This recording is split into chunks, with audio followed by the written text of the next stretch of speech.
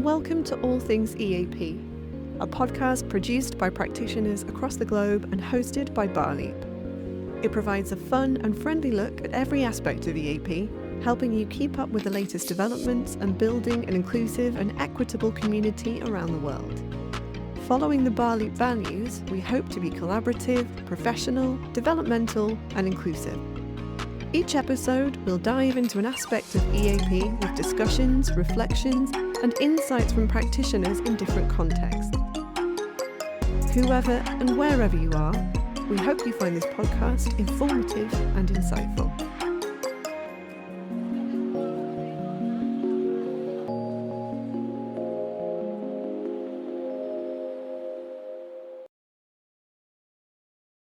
Hi everyone, and welcome to another episode of All Things EAP. I'm Xiaoqing from Xi'an Jiaotong Liverpool University. Hi, I'm Michelle Evans from the University of Leeds. In this episode, we're asking the question that many EAP teachers may have considered at some point in their careers, whether to do a doctorate or not.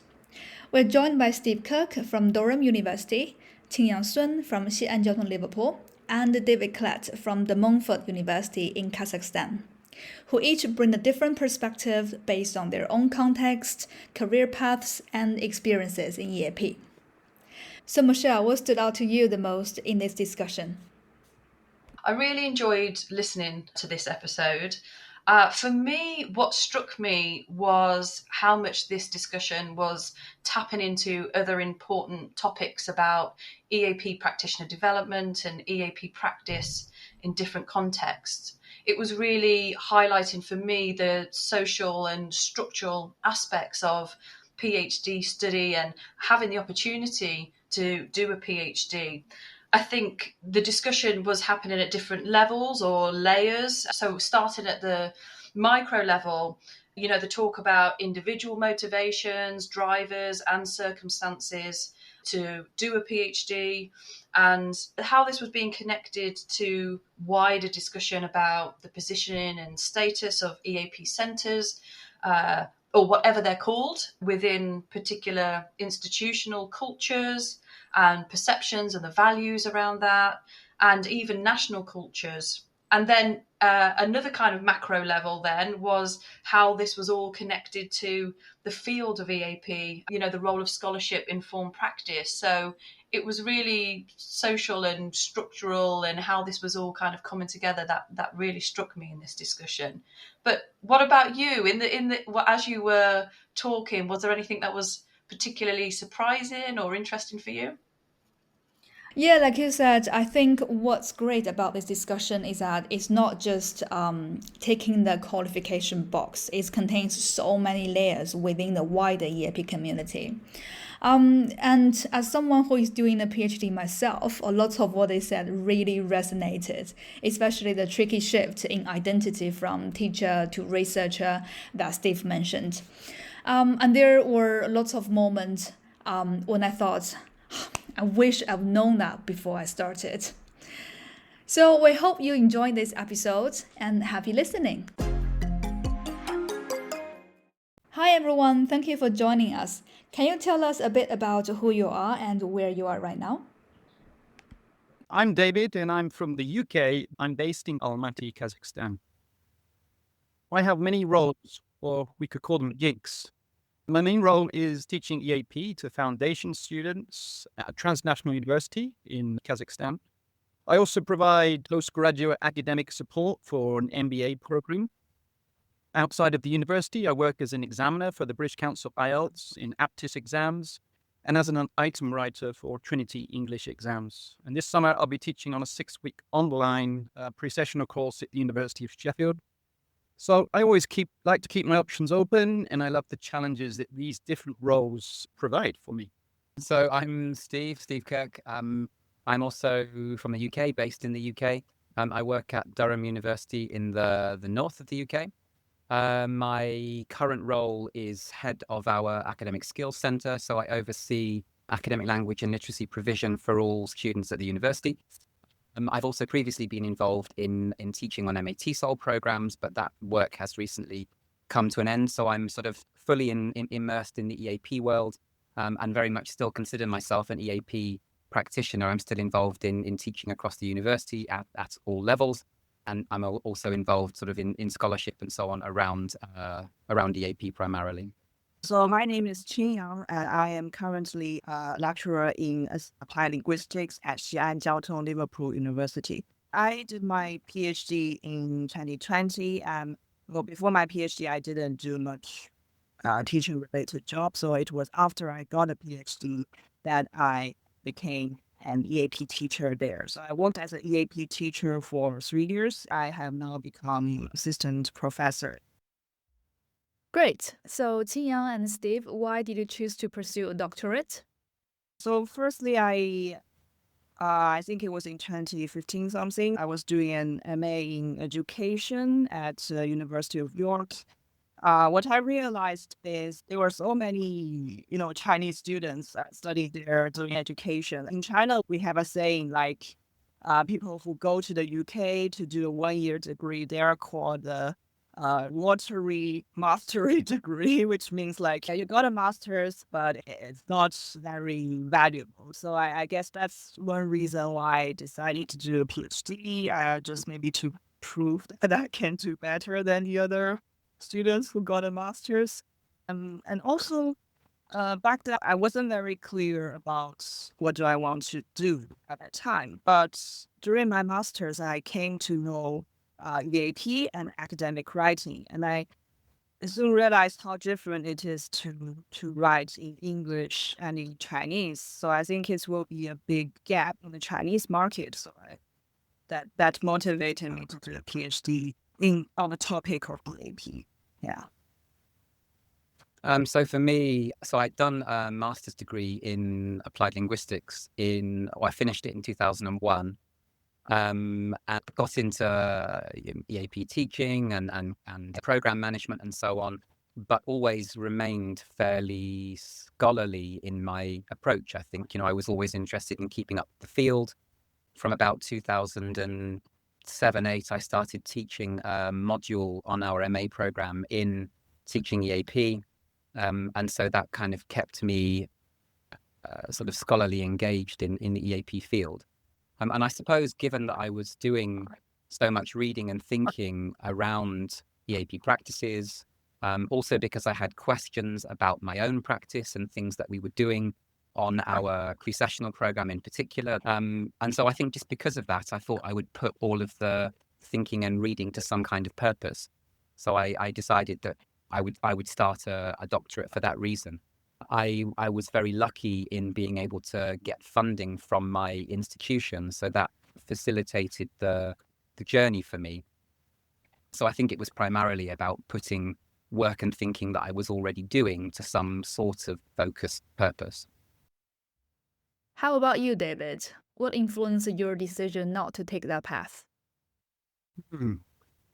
Well, as I mentioned earlier, I've got lots of different roles and gigs. I've always had many options. I've never liked to just have one particular job. If I took on a PhD, it's the time taken and the sheer amount of time it would take. And then I wouldn't be able to do those other roles and gigs, which I really enjoy. I think it's the time factor that really discouraged me from pursuing or taking on a PhD. Perhaps another factor is the topic. I wasn't always sure which areas to specialize in EAP, which would be the most suitable for me if I was going to work on this for 4 years. And I think the third factor is the return on investment. Financially, I'm not sure whether I might have got a higher salary in the long term in the particular job, but that would have been offset with all the other gigs been able to do during that time. So that's how my journey's taken me. It might be worth saying that so in my choice to do a doctorate, I deliberately chose to do an EdD rather than a PhD. So I did a practice-focused doctorate because I knew I wanted to do something, but David said he was perhaps unsure of what the focus would be. I knew that I wanted to do it broadly within the area of EAP curriculum, EAP practice, pedagogic practice. But I wasn't sure of my focus at all. So I chose the EdD route, the practice-focused doctorate, so that I could use some of that journey to do the exploration and find my focus. So it did actually take me at least 2 or 3 years. I did it part-time over quite a number of years. It took me about 9 years part-time to finish my doctorate. It should have taken me 6. But it took me sort of half of that time to really focus, not half of that time, 3 years to focus down and find that topic for me. I think Steve's case, he had a stable sort of secure job with a fixed contract. Maybe I'm talking on behalf of Steve, but that gave him the encouragement to pursue something for 9 years at the same place. That would have been an advantage to have stayed at the same place. Yeah, 100%. I mean, I think I have benefited hugely from the stability of a full-time contract, a relatively senior role that was able to take me out of too much classroom teaching. I did find it incredibly difficult to do just through sheer busyness, but the twin privileges of having a stable role and also having the financial funding for the PhD is a huge part of why I was able to do it and why I was able to succeed, definitely. Maybe we can talk a bit about challenges now. I'm sure there were points during the doctoral study that were particularly tough. So, Qingyang and Steve, what was the hardest thing during that journey? For me, there wasn't too much on the difficulty side. I guess you could say all those things like, studying a different country. I was studying the UK, and so getting used to the local environments, that's part of it. During the PhD journey, I think, PhD is difficult for anyone, I think, mainly because, you need to work on this topic for such long time. And like during the process, it also depends on your supervisor. And in my case, one of my second supervisors, she always raised very challenging questions to my writing, to my work.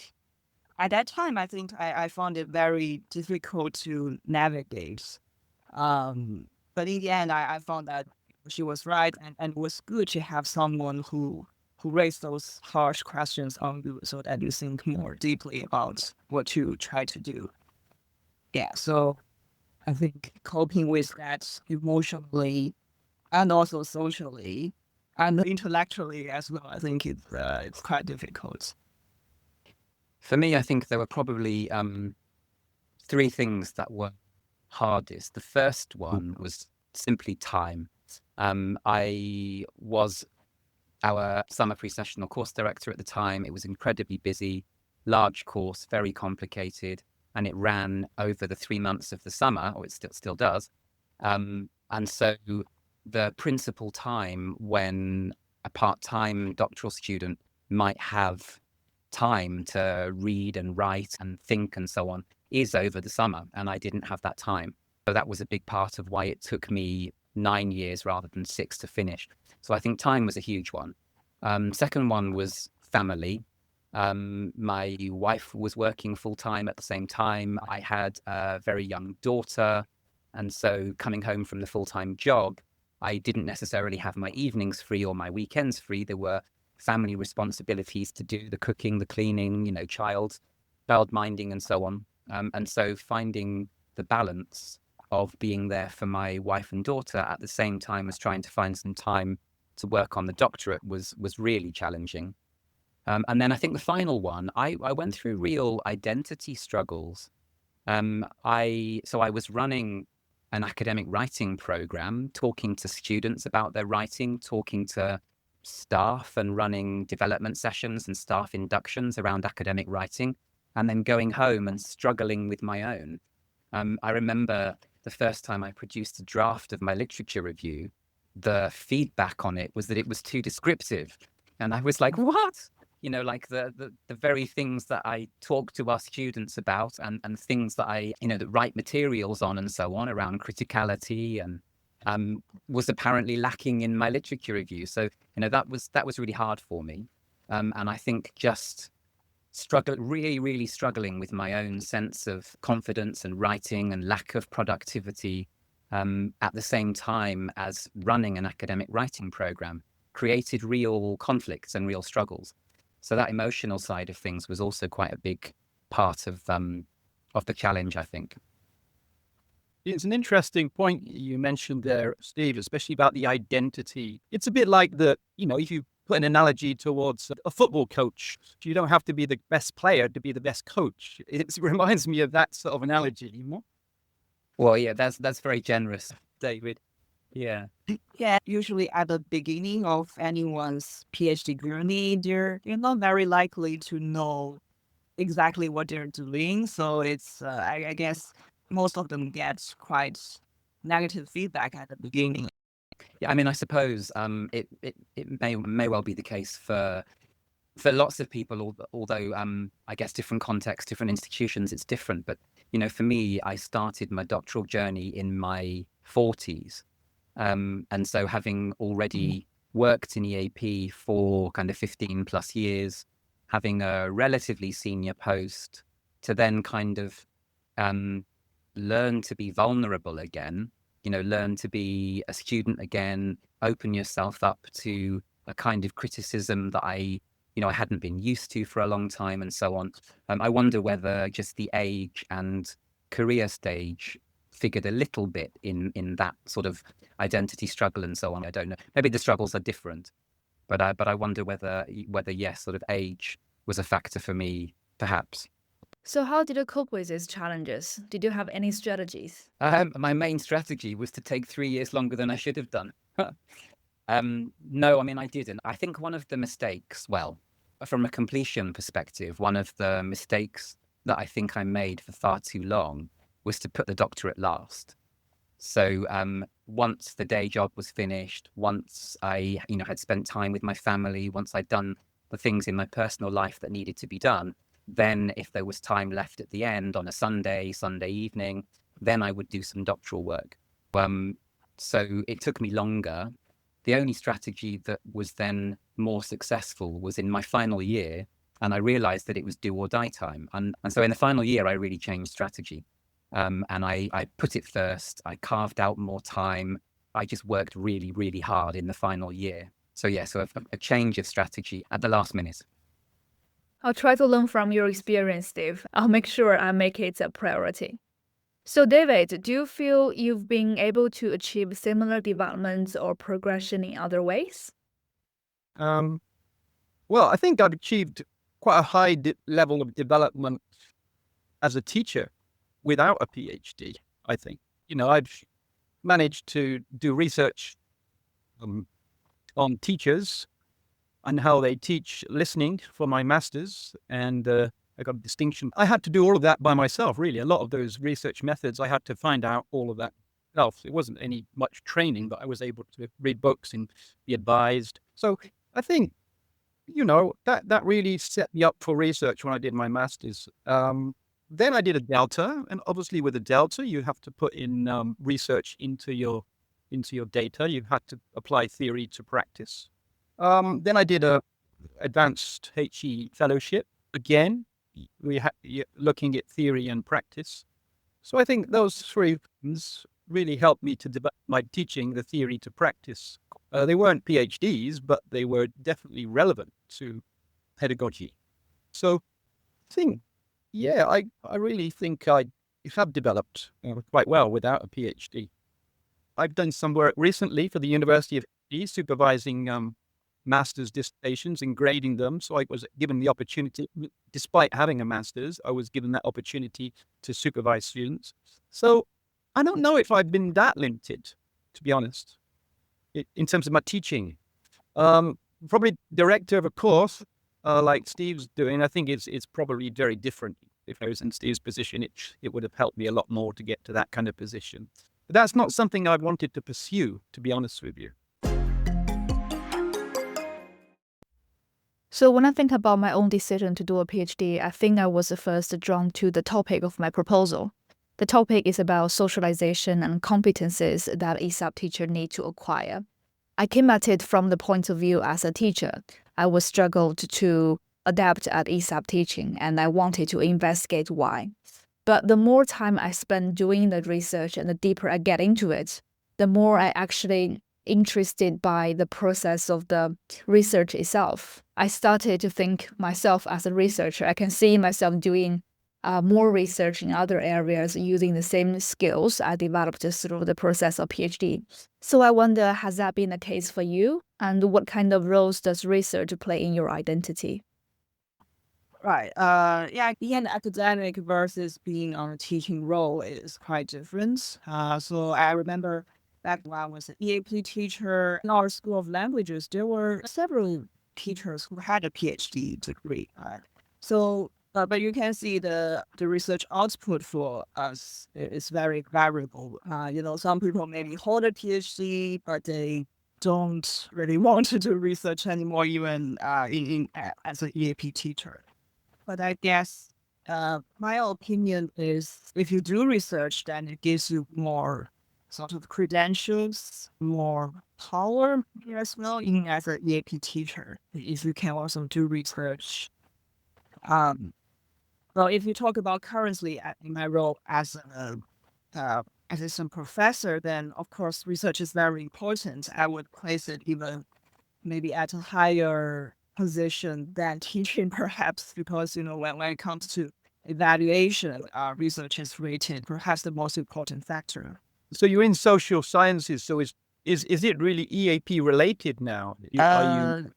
I can still do EAP related research, but I can also research into something else. So in your contract, is most of your hours committed to research or more teaching?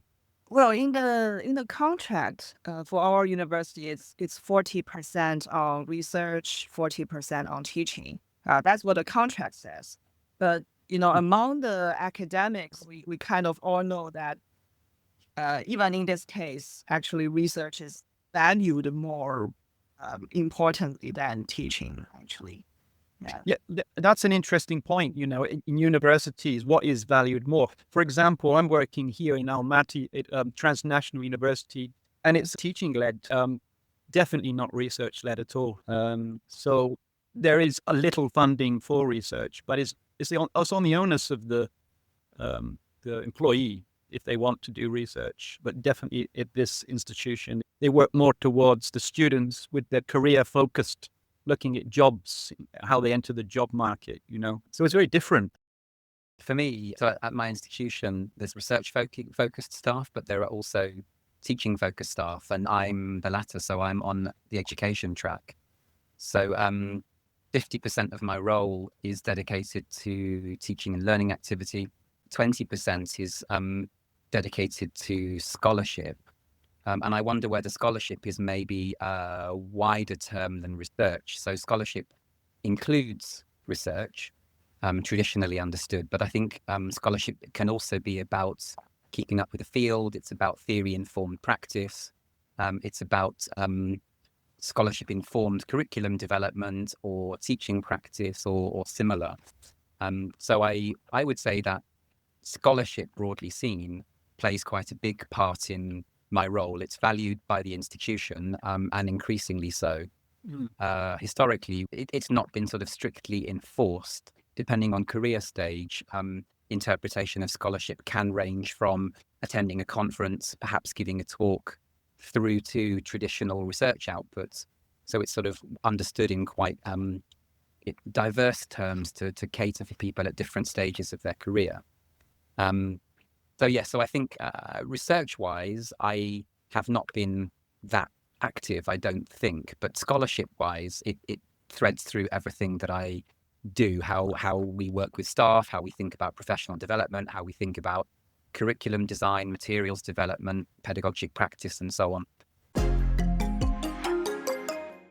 So another perspective that I would be interested to explore is the value of doing the doctoral or not doing the doctoral in relation to the EAP sector itself.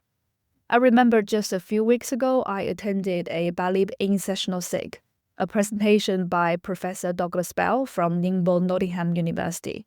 And he was looking at this question from the point of view of establishing the credibility of EAP practitioner within the eyes of academy. As we know, it's long been discussed in the field, EAP teachers might sometimes to be looked down upon for not having the same qualification. So Professor Bell's point was that having the doctorate was like a badge of knowledge that would help us be seen as equals. So I wonder, where do you stand on that argument? Do you think more EAP practitioners should consider doing a doctorate for that reason? I think collectively, yes. And other people have made these arguments too, right? I mean, Gemma Campion, Alex Ding, Ian Bruce kind of writing about trajectories through the field and the value of scholarship generally. I think it does raise our cultural capital, our symbolic capital, both within and beyond our own institutions. Certainly having the title doctor at a university like my own, Durham, can make a difference, because everybody has that title, and well, not everybody, but a large number of people do, and even administrators have PhDs often. So the symbolic value, I think, is very it can be valuable, but I'm not sure that it is necessarily for everybody immediately. We talked or mentioned a second ago about sort of trajectories through EAP. David mentioned, a very successful career to date through other forms of development, other forms of education. And I think that's often the case for people within EAP. It was certainly my experience. I think I was I would like to think, a good EAP practitioner, successful EAP practitioner, a scholarly EAP practitioner without a doctorate. And I think that's often many people's experience, and the doctorate might come later in the career. Broadly speaking, I think working towards one, if you're in an institution and a role that allows it, if your personal circumstances and financial circumstances allow it, I think it probably is for the better, both personally in terms of the knowledge that you gain, the transformational impact, the things that it allows you to think and be and do that maybe you couldn't before. And then at sector level, I think, as you said, it just raises the profile through research outputs, through scholarly outputs, through particular kinds of discourses, I think, that then become shared with other communities of academic communities of practice. So I do think, broadly speaking, collectively, for our collective recognition, collective knowledge base, collective development, and so on, I think it's a really good thing. But of course, individual circumstances and affordances will determine whether it's the right thing at a particular time for individuals. Yeah, as a field, EAP, that's questionable, I guess, because really, is it a field or is it a support for other disciplines? Like engineering, computing, these are fields. But, often here, it's not considered as a field, it's considered as a support for other disciplines. How do we support disciplines directly? Doing a PhD on a particular EAP support for a particular discipline is very relevant and very useful. When it's generalized, it might be more questionable whether it's useful for our learners or our discipline. Another angle I'm interested to look at is culture. At the moment in China, especially for younger people, there is a lot of pressure to collect more qualifications. Sometimes it feels like it's a rat race to compete in the job market by gaining more higher level of qualifications. And of course, whether it is conscious or not, they all played into the decision-making process of why I felt I need to do a PhD. But I'm aware that in other places or other institutional cultures, that may not be an influence, or that may be a different cultural influences. So to what extent do you think culture, national culture or institutional culture, plays a role in this doctoral decision? As for me, I think it really depends on the national and the institutional context. I think one trend I can observe is that the more prestigious university you work at, the more likely it is that you would need a PhD to to survive there. So like I know the teachers in Hong Kong and even their EAP centers, I think all of them hold PhD degrees and are actively doing research. So it really depends on the university context. In China, actually, if you're talking about those traditional Chinese universities, well, there were lower ranking universities where some of the lecturers and subjects, the academic disciplines, they don't hold a PhD degree. It's a historical thing. Like back then, they didn't need PhD to be lecturer in engineering, for example. I think, like Qing said, in places like Hong Kong, Singapore, in some of the Arabic countries, it's compulsory to have a PhD if you want to join the university in their department. Yeah, so culture does play a significant part. I guess here in Kazakhstan, it's not doesn't play such a big importance. But there is a university here which would obviously prefer a PhD over a master's. Yeah. So you're obviously if you do have a PhD, you're going to get into that prestigious university. I think it's not so much about culture. I think it's more about the university in how prestigious that or high ranking that university is. I'm not sure if it's necessarily about rank. Well, I mean, maybe it is, but I think there's also an important interaction between what you might call the institutional culture and then the perception of EAP itself, academic literacy, or however it might be labeled elsewhere in the world. If EAP is seen as David described it earlier, as a sort of support department that services the departments, then and if it's seen primarily in sort of isolated teaching and learning oriented terms, then perhaps the institutional buy-in for EAP staff doing doctorates and kind of financing that and having time for scholarship and research is probably fairly limited. And for many people, it may be non-existent because of that interaction.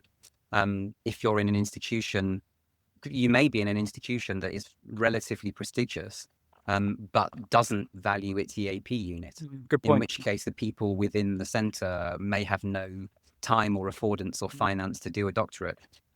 Conversely, you could be at a relatively low-ranking university in national, international scales, but have an institution that really understands why academic literacy practices matter, and why scholarship in that area may also be valuable. And so there might be then more affordances, time and money for that kind of thing.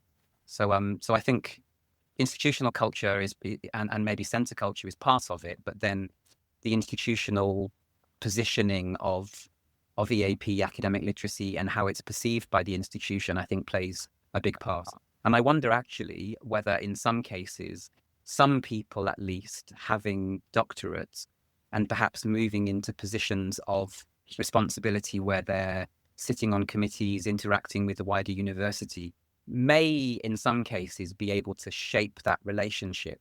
You may be able to change the perception of academic literacy, EAP, and its value to the wider institution within that university, and perhaps then open up more possibilities for scholarship, time, money that might lead to other people doing doctorates in the long term. So I think it's complex, and I think a number of things interact. Okay, let's finish off with a few words of advice. So what advice would you give to an EAP teacher currently considering whether to do a doctoral study? My advice is think a bit more broadly, just not about your own personal gain, or how you could shape the field and help others. That's what I would say. Yeah. I think the first thing you need to think about is to look for information, really. So all the information about different programs, like what is the entry requirements, and also the information like tuition fees and the requirements for graduation is all different in different countries and in different institutions. And here, of course, you need to also think that currently for the PhD supervisors, now there are plenty of competition there. You might need to contact them for a sustained period of time. So if you can form a sort of relationship with that potential supervisor, then one thing is you're more likely to get a PhD studentship, and also you can get more information from that supervisor. Now, this is very difficult if you haven't met that supervisor in person and you're just contacting them via email, because they don't know who you are. So a better approach may be just attend more conferences, so you get the chance to talk to those potential supervisor in person, and that will give you more chance for getting a PhD. I think I would say, what would I say? I would say start a conversation. I think it's really something to talk to as many people about as possible. I mean, obviously, people need to read and begin to find a focus. Many people will change during the course of their doctorate. When I'm at my proposal document at the beginning of my PhD or beginning of my EdD, and then what the project actually became were completely different. I mean, they were still within EAP, but really quite different. So I don't think, so people should not be put off from starting because they don't have a fixed idea of what they want to do. So I think reading widely, talking widely to as many people, to colleagues externally if you can, get online. Some listeners may be aware of there's a BALIP group that runs about once a month called STEPS. And it's a really supportive community for whoever is at whatever stage. So I would say, yeah, start a conversation with as many people as possible. And then, of course, consider just the things around about. If you've got the financial support, if you think you've got the institutional stability and the family situation to allow for it. It is a long journey. It's a long haul. And you do have to be committed. It does take quite a lot out of you. So I think just considering that wider context as well might be a useful thing. Now we're going to hear a voice note from Dr. Susie Cowley-Hazelden from Warwick University, who organizes the STEP sessions for doctorate candidates in the EAP field. A few years ago, when Letitia Monbeck and I were research and publications officers for BALIP, we talked about how there was little space for those in EAP who were interested in research or doing doctoral study to get together and kind of talk about their experiences and form a bit of a support network. So that's when we came up with the STEPS sessions. STEPS stands for sharing your thoughts, experiences, problems, and successes in your research. And it's gone so well. It's an amazing group of people, and they really do share their experiences and their problems and the successes. I think it's been really beneficial. It's really nice to hear that people think that. So we're always open to new people. So if anybody would like to join, all they need to do is to email me, susie.cowley-hazelden@warwick.ac.uk. Thank you so much for listening to All Things EAP. We really hope you've enjoyed it and that you found something interesting or useful in it. We really want to hear from you as well. So if you'd like to share a comment, suggestion, or an insight into something that we've talked about on one of the episodes, please send us an email or voice note at podcast@barleap.org. But you can also get in touch through X, formerly known as Twitter, and our YouTube channel, which are both at All Things EAP. Thank you again for listening, and we hope that you can join us for the next episode. Take care. Bye-bye.